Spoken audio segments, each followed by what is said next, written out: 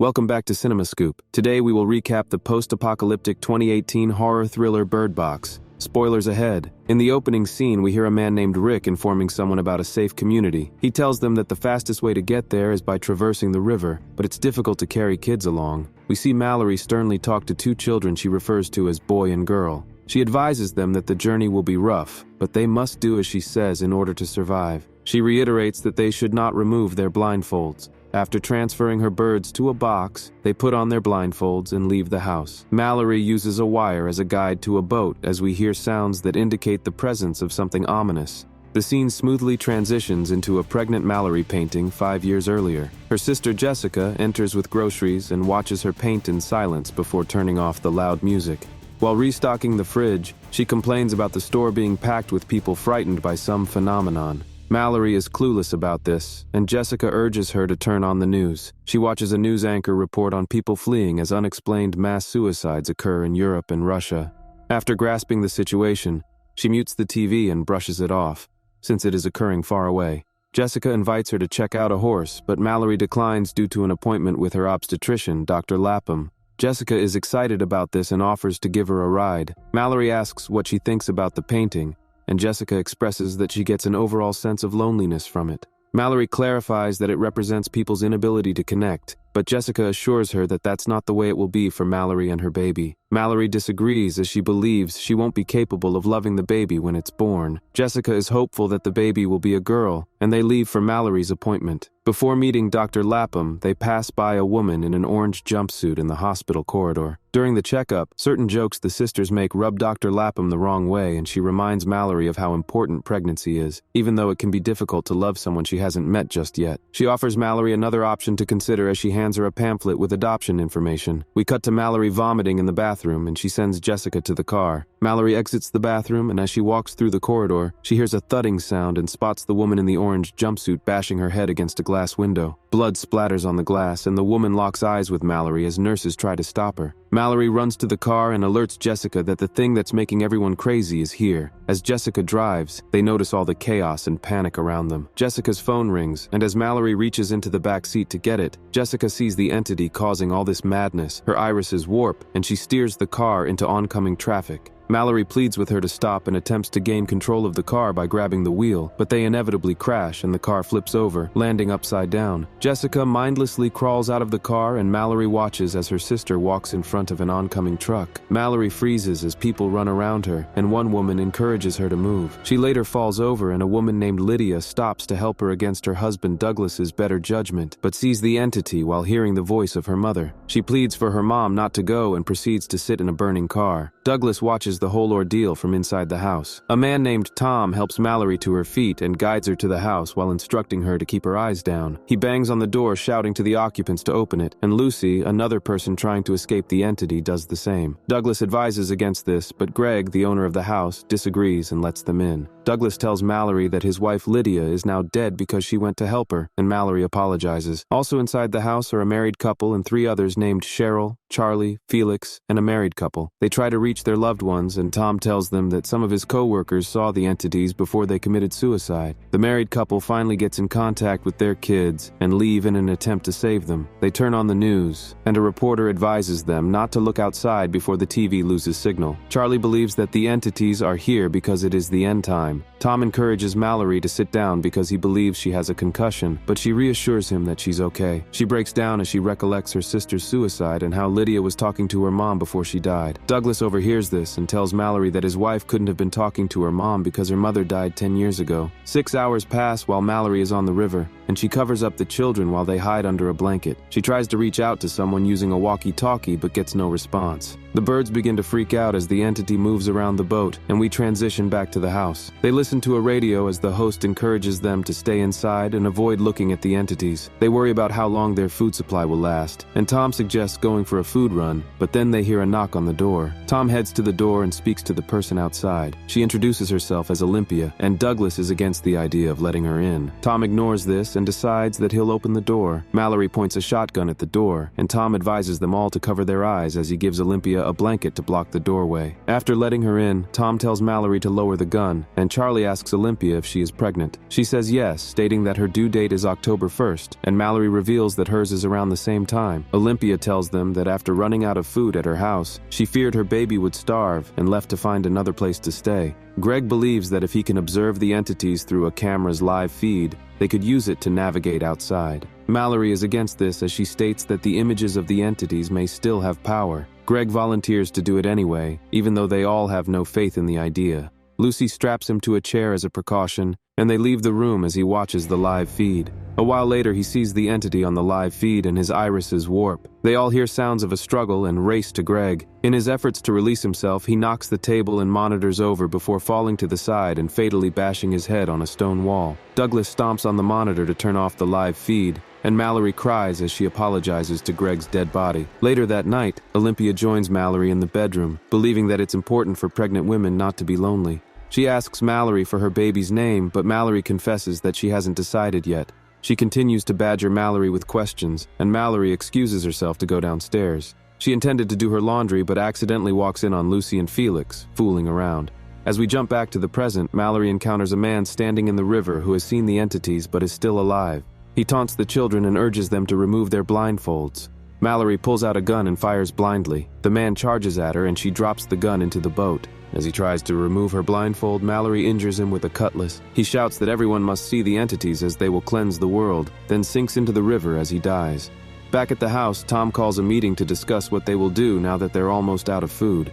Charlie tells them that he has access to the supermarket he works at, and Tom, Malorie, Douglas, and Lucy volunteer to go. Cheryl expresses that she is against the idea. They urge Charlie to join them because he knows the security system, and Charlie reluctantly agrees. They black out all the windows of the car, and Tom navigates it using the GPS. As they slowly make their way to the supermarket, the entity surrounds the car looking for an opening, and they all begin to panic. Tom races to the supermarket to escape it. When they arrive, they feel their way to the door, and Charlie unlocks it. Tom pulls the blinds over the windows, and Charlie directs them to the supplies they can find in different aisles. Tom and Malorie have a conversation, and Tom flirts with her a bit. While walking through the supermarket, Malorie finds birds and takes them with her. After filling their carts, Douglas suggests that they can all stay there, but Malorie is against leaving the others at the house to starve. Just then, they hear a banging on the loading dock door. The person pleads for them to let him in, and Tom cracks the door open a bit. Charlie recognizes him as his mentally ill co-worker named Fish Fingers and asks him how he got stuck there. Fish Fingers tells them that they tricked him and left him to rot there. The group questions who Fish Fingers is referring to, and the birds begin to fly around in their cage frantically. Fish Fingers' demeanor changes, and he tries to force the door open to get them to see the entities. Charlie hesitantly runs into Fish Fingers so that the door can be closed, sacrificing himself in the process to save the others. They quickly leave and return home. Later that night, while Malorie and Douglas have their first meaningful conversation, Lucy and Felix sneak out to the garage and steal the car. They all rush to the garage but get there too late. After 24 hours on the river, Malorie accidentally rows into a semi-sunken tractor and Boy falls out of the boat with a backpack. Malorie manages to catch him but later notices that the backpack with all the food and supplies is missing when she tries to find a blanket to cover him with. She hears a sound and guides the boat ashore, believing there is a house nearby. She instructs the children to remain in the boat and not remove their blindfolds. After attaching the wire to a branch, Malorie walks blindly until she finds a building. When she enters, she cautiously removes her blindfold and ensures the windows are covered. Before she can get much further, she runs out of wire and ties the end of it to a bedpost. While stocking up on blankets and supplies, something begins to yank on the wire. She's startled as she sees the shadow of the entity pass by the door. She grabs the wire and races back to the boat, but trips and begins firing her gun aimlessly. Believing Malorie is in danger, Girl exits the boat, dons a rope around her waist, and tries to find her. Just as the entity approaches Girl, Malorie yanks the rope and Girl is dragged back to the boat. Malorie yells at her in frustration and instructs her always to save herself instead. They head back onto the river and we jump back to the past, where Malorie and Tom have a conversation. He tells her a meaningful story of a father he met during his deployment in Iraq that gave him the necklace he's wearing. 28 hours have passed on the river, and Malorie tries to reach out to someone using the walkie-talkie. We see her doing the same at the house before overhearing Olympia talking to someone outside of the door. Just as Malorie makes her way to her, Olympia opens the door and lets a man inside. Malorie points the shotgun at him and begins to shout, which alerts Tom. Tom searches for the man and his belongings, and Olympia admits to letting him in the house. The man introduces himself as Gary and tells them that he's on the run from criminally insane patients who are trying to make him see the entities. They check the birds for any warning signs, and Gary tells them that the people chasing him weren't wearing blindfolds. Douglas has heard enough and grabs the gun from Malorie. He tries to get Gary to leave, but Cheryl creeps up behind him and knocks him out with a vase. Tom locks him in the garage, and we later see Olympia confessing to Malorie that she let Gary in because she knows what it feels like to be locked outside. She asks Malorie to vow to care for her baby if anything happens to her, and Malorie reluctantly agrees. Then she gives Olympia a Hello Kitty toy that we later see Girl holding onto in the boat, indicating that she is Olympia's daughter. After 38 hours on the river, Malorie covers them with a blanket and removes their blindfolds to have a talk with them. She tells them that they're about to reach the rapids, which are rough and dangerous, and that she'll need someone to look in order to direct her. Boy offers to, but Malorie immediately shuts him down and tells them that she'll decide who will. She continues rowing as we transition back to the house. Malorie is trying to reach someone on the walkie-talkie while she ignores slight contractions. Olympia bursts out in pain as her baby is now coming. Cheryl takes her upstairs, and Malorie begins grabbing the necessary supplies to help with childbirth when her water breaks. Tom notices this and guides her upstairs as well. Gary puts a vinyl record to play and pulls out his drawings of the entities. While drawing a new piece, Malorie has her baby but is a bit disappointed that it's not a girl like her sister had hoped. Gary hears the baby crying and takes the birds to the kitchen. Douglas asks him to let him inside, but Gary ignores him and puts the birds in the freezer. He removes the papers taped to the kitchen windows and gapes outside in awe. Tom heads downstairs and sees the drawings spread out on the table. When he goes to the kitchen looking for Gary, Douglas tells him he put the birds in the freezer. After going back to take a closer look at the drawings, Tom removes the birds from the freezer and Gary knocks him out from behind. Douglas notices Gary's warped irises, and Gary opens the garage door to expose Douglas to the entities before heading upstairs. Olympia gives birth and Gary asks to see her baby. After also seeing Malorie's baby, Gary removes the covering from the windows, and Olympia looks outside. As her irises warp, she heads towards the window, but Malorie takes her baby before Olympia jumps out. Gary then grabs Cheryl and holds her eyes open. After seeing the entity, Cheryl stabs herself in the neck. While holding the scissors, he urges Malorie to give him the children, but Douglas confronts him with the shotgun after escaping from the garage. He manages to shoot Gary in the shoulder with his eyes closed. Gary pushes him over the balcony and falls over as well. Shocked by the fall, Douglas lies on his back, and Gary stabs him in the chest with the scissors. He apologizes to Douglas for not getting a chance to see the entities, then stabs him again and kills him. Just then, Tom comes to, and after having a little tussle over the shotgun, Tom kills Gary. 5 years later, we see Malorie, Tom, and the children settled into a new home. Malorie takes supplies from another house and finds bells that she later gives the children to use as a warning system. She hears 2 cars outside, but they leave, believing that no one is there. Malorie heads back home and tells Tom, so he suggests that she doesn't make any more runs alone. That night, they have their first interaction on the walkie-talkie with Rick, who guides them to a safe community down the river. He informs them that they would not be able to make it with kids, and that someone needs to look when they reach the rapids because the water there is dangerous.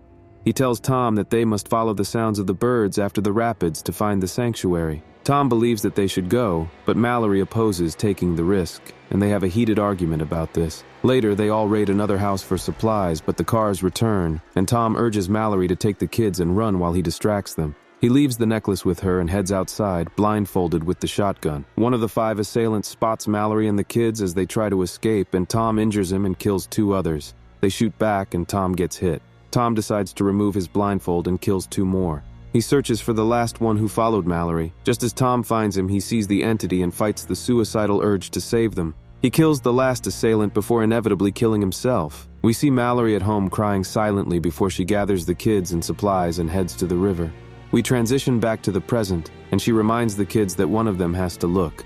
Her son volunteers again, but Malorie reiterates that she must decide. She sits in silence until Girl reluctantly volunteers. We see Malorie's memories of Olympia and Tom, and she decides that no one will remove their blindfolds. She urges them to hold on as they traverse the rough water, but the boat eventually topples over. The boy holds onto a rock and calls out to Malorie until she eventually finds him. The girl is washed ashore and continuously rings her bell until Malorie finds her also. They listen for the sound of birds, but the entities use Jessica and Douglas's voices to try to trick Malorie into removing her blindfold. She begins to run and trips over a log. She tumbles down a slope before hitting a tree and falling unconscious. The kids call for her and walk around while ringing their bells. Boy and girl begin to hear Malorie's voice, prompting them to remove their blindfolds, but Malorie assures them that it's not her. She follows the sound of the bell until she finds Boy. She calls out for girl, but Boy tells her that she's not answering because she's afraid of her. Malorie apologizes for being so harsh towards her and begs her to follow the sound of her voice. Eventually, the girl reaches Malorie and she embraces them. The entity tries again to trick her with Tom's voice but fails. They race towards the sound of the birds as the entity chases them until they reach the sanctuary and are eventually let in. After finally meeting Rick, we learn that the sanctuary is actually a school for the blind. They are now safe and release the birds to be with the others. Dr. Lapham is also at this sanctuary, and when Malorie introduces the children to her, she finally acknowledges that she is their mother. Malorie gazes at the birds with an expression of relief as the movie ends. Subscribe to CinemaScoop so you never miss the latest movie explanations, reviews, and analyses. Thanks for watching.